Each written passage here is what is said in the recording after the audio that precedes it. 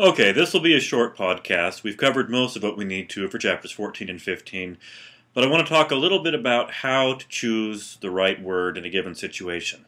We've talked about the sentence level and the paragraph level, the kinds of correctness issues that are a matter of convention, a matter of rights and wrongs.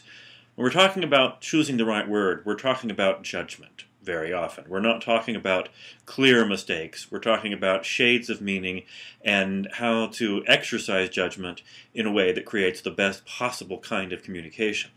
A couple of things that you should look out for. Make sure that your words and that the words you choose are accurate, that they mean precisely what you want them to mean. Make sure that they are appropriate, and that's not quite the same thing. An appropriate word conveys the sense and the attitude that you want to convey. Even if the meaning is technically the same, different words convey different connotations or attitudes. Choose familiar words. Don't make people go to the dictionary to understand you, especially when it involves technical jargon. We're going to talk a little bit at the end of this podcast about the kinds of code words or jargon words that are part of different professions, whether it's computer science or medicine or law.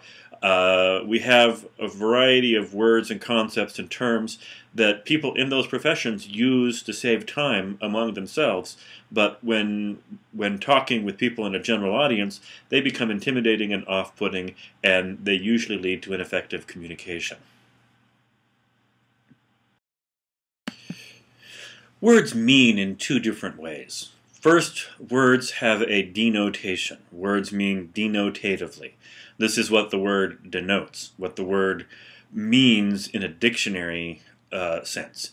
So the word pound means a certain amount of weight. It can also mean a place where you put a dog, or it also can mean the currency that you use if you go to Great Britain, or it means that you hit somebody, you pound them. That's a verb. All of these are denotative meanings of the word pound, the sorts of things you can find by looking in a dictionary. But lots of words that, according to the dictionary, mean about the same thing don't mean the same thing at all. And this is because they have different connotations, or different emotional senses, or context, or colorings that exist apart from their sheer denotative meaning. For example, fussy and discriminating mean about the same thing. It means that you're not likely to take things easily, that you're very difficult to please, but fussy has a very negative connotation. Discriminating, if you have a discriminating palate, that means that you have something very educated, very refined. So we can take the denotative meaning of words and use words that have different connotations in order to convey different senses. This is why cars usually now are sold as pre-owned rather than used.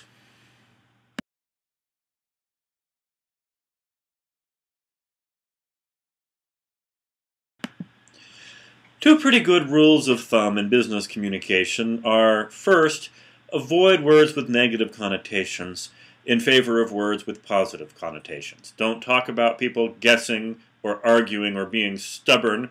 Talk about them assuming, debating, and holding firm.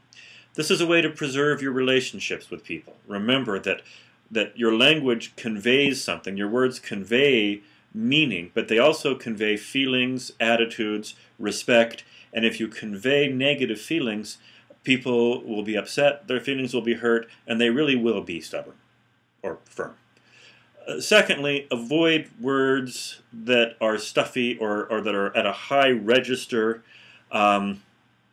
People often think they need to use bigger, more flowery words than they really need to. And this usually makes people sound arrogant.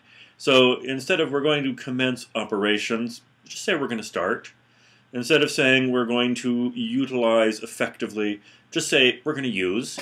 That's a way to be more direct, clearer.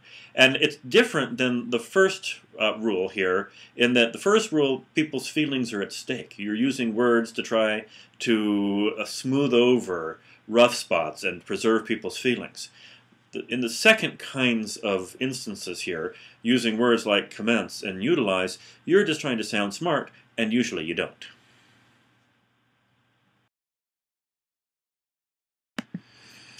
Finally, let's talk a little bit about jargon, about those words that make perfect sense if you're talking among people who share your profession and share your experiences, but are bewildering to the general public.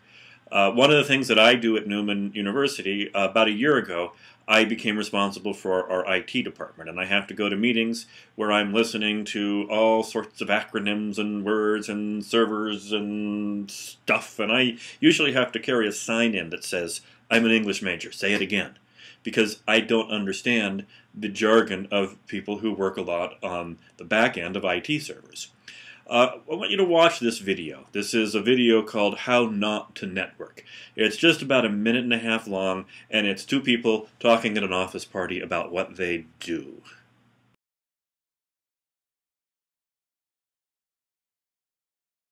So what exactly do you do, Josie?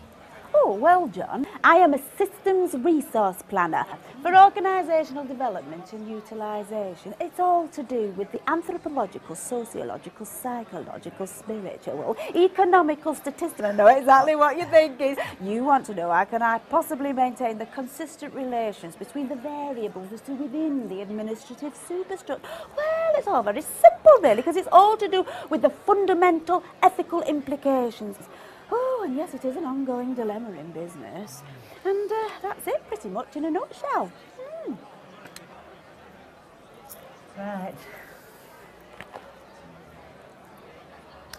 So what do you do? You get the point. Maybe what Josie was saying makes sense to Josie, and maybe it would make sense to the people that she works with. But it doesn't make sense to the gentleman who's talking with her and who's really just looking for a little bit of small talk while eating some nuts.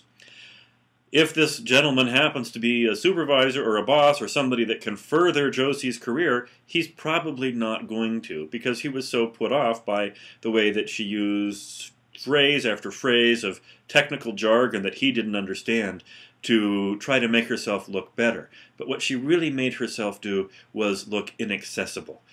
If you're talking to people, or if the people you're talking to include some people who do not speak your lingo, who do not have access to the kinds of professional jargon that we all develop in our careers at some point or another, translate for them. Don't make them play on your home field, especially if they're the kinds of people who will be making decisions. If you can put it in language they can understand, they will be grateful, and you will be glad.